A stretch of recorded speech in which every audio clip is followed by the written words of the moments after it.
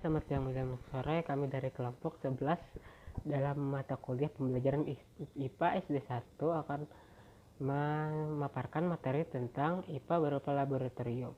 Kami dari kelompok 11 yang beranggotakan saya sendiri, Kipin Sandroja, dan teman saya Nur Hayati. Langsung saja ke pembahasan yang akan dibahas kali ini. Yang pertama adalah pengertian laboratorium.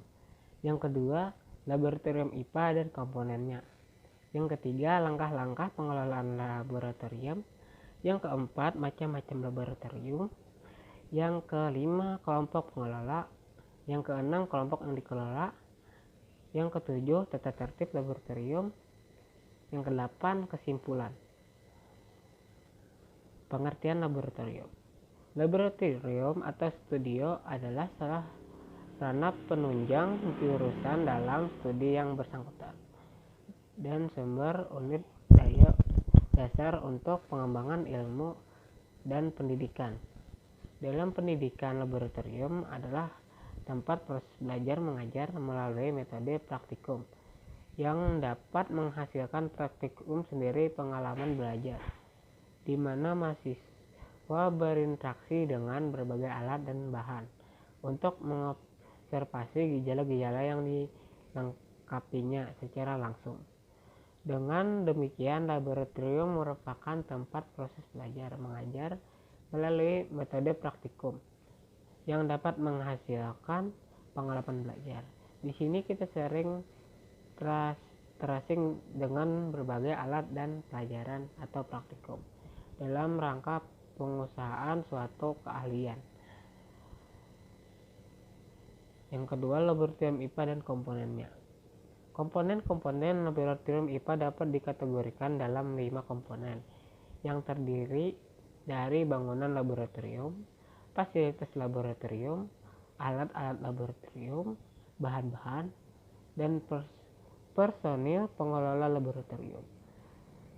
Suatu komponen yang penting dalam pengelolaan laboratorium adalah para personilnya, yaitu yang akan mengelola tugas pengelola laboratorium.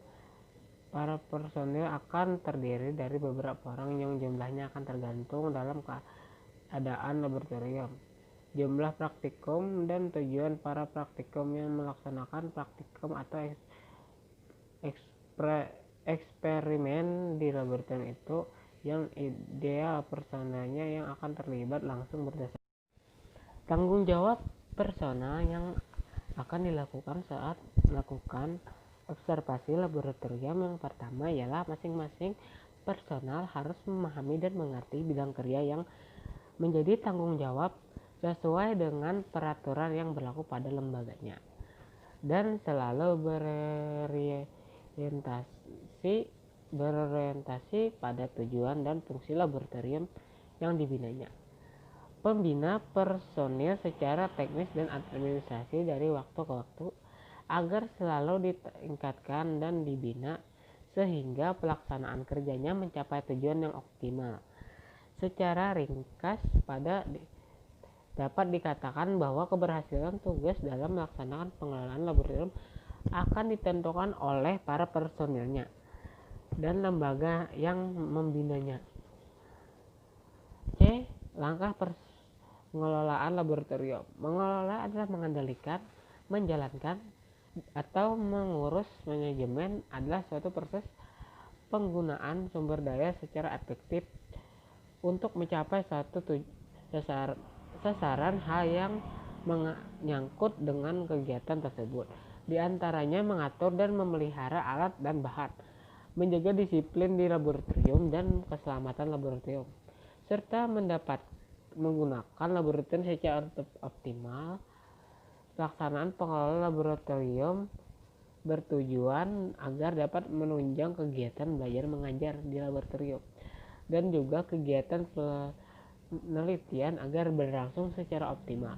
Dari sisi lain, pengetahuan laboratorium merupakan usaha yang secara optimal. Dari sisi lain, pengetahuan laboratorium merupakan usaha yang diarahkan kepada sarana dan prasarana serta personel yang terlibat dalam peran dan kegiatan laboratorium. Berbagai faktor dapat mempengaruhi jalannya pengelolaan dan uraian dalam makalah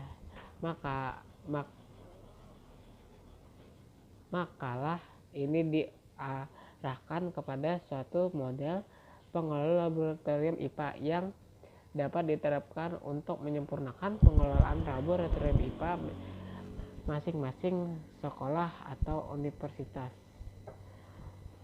Sekian ya, selanjutnya akan dilanjutkan oleh Raka. Selanjutnya, pengelolaan laboratorium dapat diartikan sebagai pelaksanaan dalam pengadministrasian, perawatan, pengagamaan, perencanaan untuk pengembangannya secara efektif dan efisien sesuai dengan tujuannya. Dalam pengelolaan laboratorium dapat dikategorikan dalam dua kelompok, yaitu kelompok pengelolaan atau sebagai sumber daya manusia dan kelompok yang dikelola yaitu bangunan laboratorium, fasilitasnya laboratorium, alat-alat laboratorium, dan bahan-bahan laboratorium. Dalam uraian ini akan ditinjau fungsi dan aspek dari masing-masing kelompok itu.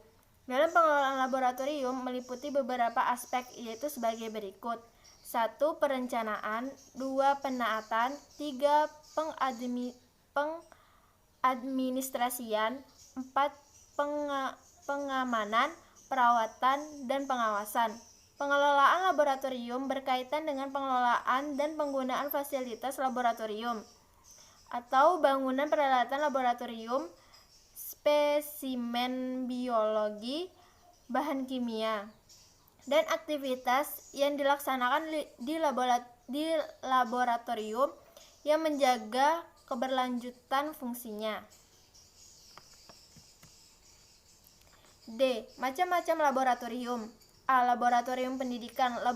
Laboratorium yang digunakan untuk pendidikan terutama di sekolah tingkat SD, SMP, dan SMA. Laboratorium tersebut bisa digunakan untuk para siswa dan biasanya peralatan dan bahan yang digunakan hanya sederhana saja. B. Laboratorium riset. Riset atau penelitian sering dideskripsikan sebagai suatu proses investigasi yang dilakukan dengan aktif, tekun, dan sistematik yang bertujuan untuk menemukan, menginterpretasikan, dan merevisi fakta-fakta. Penyelidikan intelektual ini menghasilkan suatu pengetahuan yang lebih mendalam mengenai suatu peristiwa, tingkah laku, teori, dan hukum, serta membuka peluang bagi penerapan praktis dari pengetahuan tersebut. Menurut TheFreddy'sTheory.com yang dinamakan laboratorium riset ialah laboratorium yang digunakan oleh para praktisi keilmuan dalam upaya menemukan sesuatu atau meneliti suatu hal yang dibidanginya, terutama dalam bidang sains. Kelompok pengelolaan laboratorium sesuai dengan bidang dan tanggung jawab agar memiliki keterampilan dan pemahaman tentang laboratorium, fasilitas, alat-alat, dan bahan-bahannya. Pengelolaan dalam melaksanakannya tugas di laboratorium untuk mencapai tujuan agar memahami dan mempelajari penjelasan dan penjabaran ari keputusan dan peraturan seperti berikut. Penjabaran ari di dalam proses belajar mengajar. Pengelolaan juga termasuk di dalamnya guru mata pelajaran IPA yang akan menggunakan laboratorium atau praktikum perlu melakukan hal-hal sebagai berikut. Untuk tercapainya tujuan pembelajaran atau praktikum, maka perlu mendapatkan pelatihan yang serius terutama dari pihak yang berwenang, baik secara teknis maupun administratif. F. Kelompok yang dikelola. Kelompok laboratorium yang dikelola masuk di dalam bangunan gedung laboratorium, kebun sekolah, fasilitas laboratorium, alat-alat laboratorium, dan bahan-bahan praktikum. Untuk pengelolaan masing-masing komponen tersebut di atas dapat dilakukan sebagai sistem sesuai dengan landasan. Fungsi laboratorium salah satu alternatif pengelolaan laboratorium IPA di sekolah dapat digambarkan sebagai berikut. 1. Pengelolaan bangunan fasilitasnya. 2. Pengelolaan alat-alat laboratorium. G. Tata tertib laboratorium. Praktikum harus dilakukan dengan serius disertai dengan pengetahuan tentang teori praktikum. Sebelum memulai kerja perlu mempelajari serta memahami petunjuk dan prosedur percobaan yang dilakukan. Ada 3 hal yang perlu diperhatikan selama kerja di lab. Ada 2. 1. Kebersihan. 2. Ketetapan. Kaidah keberhasilan dalam mengelola laboratorium. 1. Percobaan akan memberikan hasil yang baik jika pengamatan dilakukan secara layak dan setiap perubahan yang terjadi harus dicatat. 2. Peserta praktikum harus datang paling lambat 15 menit sebelum kegiatan dimulai. Bagi yang berhalangan hadir wajib memberi keterangan atau alasan yang jelas. 3. Selama berada di laboratorium, jas praktikum lengkap dengan atributnya harus selalu dipakai dengan rapi. Tidak boleh dilepas. Bagi yang tidak lengkap atributnya tidak akan diizinkan praktikum. Bagi laki-laki maksimal 5 cm di bawah siku. 4. Setiap kali praktikum diadakan responsi untuk percobaan yang dilakukan. 5. Selama praktikum berlangsung, peserta praktikum tidak boleh meninggalkan lab tanpa izin dosen atau asisten pembimbing. 6. Praktikum dibagi-bagi atas kelompok-kelompok. Setiap kelompok bertanggung jawab atas peralatan yang dipakai. 7. Tidak boleh makan dan minum selama jam praktikum. Kesimpulannya adalah 1. Laboratorium merupakan tempat steril yang digunakan untuk melakukan praktikum, penelitian, serta pengamatan dengan tujuan untuk menghasilkan produk atau hasil yang akurat berdasarkan fakta. 2.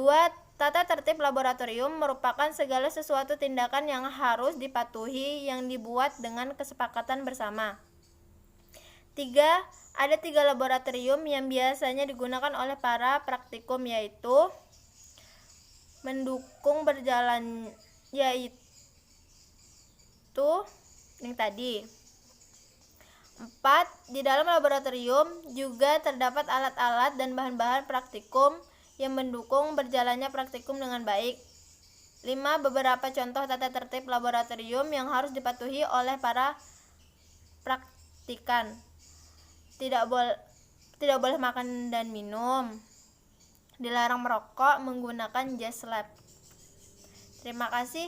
Sekian presentasi dari kami. Apabila ada kesalahan atau kekurangan mohon dimaafkan. Wassalamualaikum warahmatullahi wabarakatuh.